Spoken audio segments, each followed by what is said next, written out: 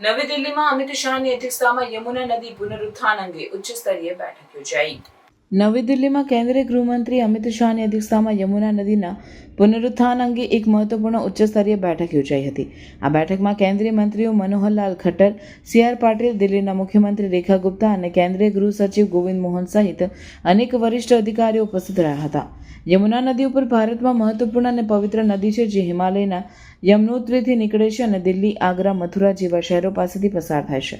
યમુના નદીના પાણીની ગુણવત્તા અને જળ પ્રદૂષણને લઈને છેલ્લા ઘણા વર્ષોથી ચિંતાનો વિષય રહ્યો છે. યમુના હિન્દુ ધર્મમાં ગંગા પછી બીજી સૌથી પવિત્ર નદી માનવામાં આવે છે અને તેનો ઉલ્લેખ ઋગ્વેદ, પુરાણો અને મહાભારતમાં પણ જોવા મળે છે. યમુનાના પુનરુત્થાન માટે કેન્દ્ર અને રાજ્યો વચ્ચે સુમેળથી કામગીરી કરવાની જરૂરિયાત છે, જેથી નદીનું પવિત્રત્વ અને પર્યાવરણ સુરક્ષિત રહી શકે. આ બેઠકમાં યમુના નદીના પુનરુત્થાન માટે વિવિધ યોજનાઓ, નદીના કિનારાના વિસ્તારોમાં સફાઈ અભિયાન, ગંદા પાણીના પ્રવાહને રોકવા માટેના પગલાં અને ટેકનોલોજીનો ઉપયોગ સહિતના મુદ્દાઓ પર ચર્ચા થઈ.